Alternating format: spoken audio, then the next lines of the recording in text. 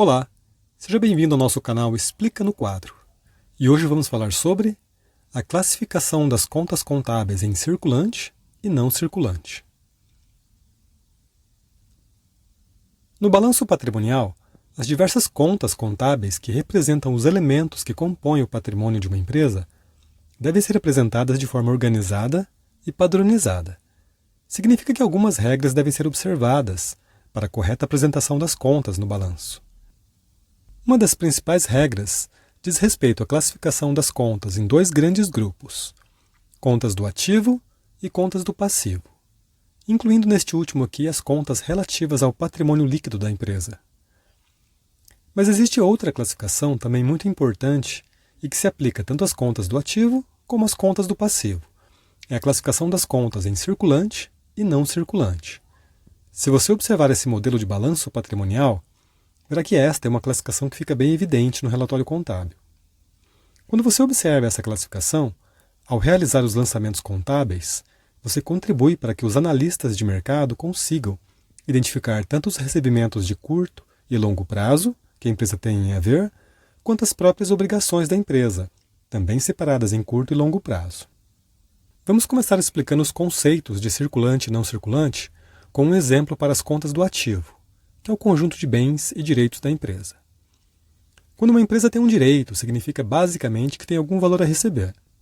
Seja de uma pessoa física ou de uma pessoa jurídica, pode ser o valor relativo a uma venda a prazo, feita a um de seus clientes, pode ser um empréstimo aos sócios, que deve ser devolvido, pode ser um imposto pago a maior e que o governo deverá restituir à nossa empresa, e, em regra, todos esses direitos possuem datas de vencimento. Quando um direito é classificado no grupo circulante, significa que o seu recebimento ocorrerá no prazo de até um ano da data de emissão do balanço patrimonial pela empresa. Não importa em qual mês ou dia será recebido, contanto que seja até o final do ano seguinte à emissão do balanço. Normalmente, pensamos que o termo circulante se refere aos recebimentos de curtíssimo prazo, ou seja, que ocorrerão logo nos próximos dias ou meses da operação que dá origem ao direito. Mas, como regra geral, tudo que será recebido no ano seguinte, ou seja, no exercício seguinte, também será classificado como circulante. São direitos de curto prazo. Por exemplo, vamos supor que a sua empresa encerre o balanço patrimonial sempre no dia 31 de dezembro de cada ano, que é um padrão para muitas empresas. Significa que todos os recebimentos que ocorrerem a partir da operação realizada e até o final do ano seguinte à emissão do balanço, serão classificados ou contabilizados em contas do ativo circulante. Ou seja, todos os direitos que serão recebidos a partir do dia 1º de janeiro do ano seguinte até o dia 31 de dezembro também serão classificados em contas do ativo circulante. Agora, se a empresa tem um direito a receber, que deverá ocorrer após o prazo de um ano da data de emissão do balanço, será classificado em uma conta do ativo não circulante. Provavelmente será uma conta do subgrupo do ativo realizável a longo prazo. Bem, vamos com um exemplo um pouco mais prático. Se a sua empresa está contabilizando as operações ao longo do ano de 2022 e precisa registrar um direito, como uma venda a prazo, por exemplo, precisamos em primeiro lugar saber quando a empresa emitirá o balanço patrimonial referente às operações de 2022 e, em seguida, precisamos saber quando exatamente esse direito será recebido. Se a empresa pretende emitir o balanço patrimonial em 31 de dezembro de 2022, tudo o que a empresa vier a receber ainda em 2022 e ao longo de todo o ano de 2023 pertence ao ativo circulante. Estando a empresa ainda em 2022, o ano de 2023 será considerado o exercício seguinte, ou seja, o ano seguinte ao fechamento das demonstrações contábeis. A contabilização ficaria assim, supondo uma venda a prazo feita em 2022 pela nossa empresa, conforme os seguintes dados. Valor total da venda, R$ 36.000. Data em que é realizada a operação de venda, 30 de setembro de 2022.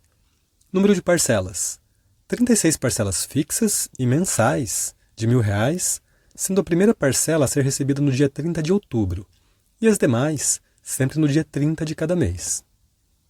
Vamos lá. Qual a quantidade de parcelas a serem recebidas no ano de 2022? 3 parcelas. Uma a vencer em 30 de outubro, depois 30 de novembro e 30 de dezembro, ou seja, Temos R$ 3.000 a receber ainda em 2022. Ok, e a quantidade de parcelas a serem recebidas em 2023? 12 parcelas. R$ 1.000 cada parcela, R$ 12.000 a receber no ano de 2023. Portanto, o total a ser recebido no curto prazo é de R$ 15.000, R$ 3.000 em 2022 e R$ 12.000 em 2023. Mas faltam ainda 21 parcelas. Quantidade de parcelas a serem recebidas em 2024, 12 parcelas, R$ 12.000. Quantidade de parcelas a serem recebidas em 2025, 9 parcelas, R$ 9.000. Valor total a ser recebido no longo prazo, ativo não circulante, R$ 21.000. Transferindo para os razonetes contábeis, teríamos a seguinte distribuição. No balanço patrimonial, encerrado em dezembro de 2022, teríamos a seguinte configuração, considerando que ao final de dezembro, as 3 parcelas iniciais de R$ 1.000 já foram quitadas, mas ficando pendente ainda as parcelas de 2023, 2024 e 2025. Para terminarmos, sua dúvida nesse momento talvez seja a seguinte: mas e quando a empresa já estiver operando no ano de 2023? As parcelas a receber em 2024 não se tornariam um curto prazo?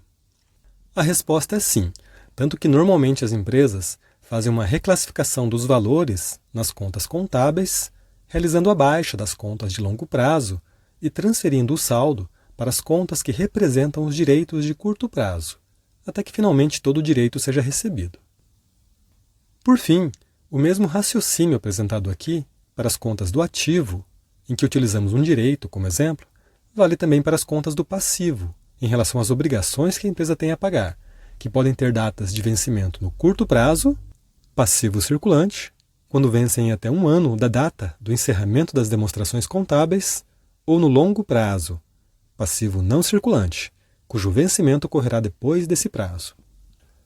Curta, compartilhe, participe, explica no quadro Aulas de Contabilidade.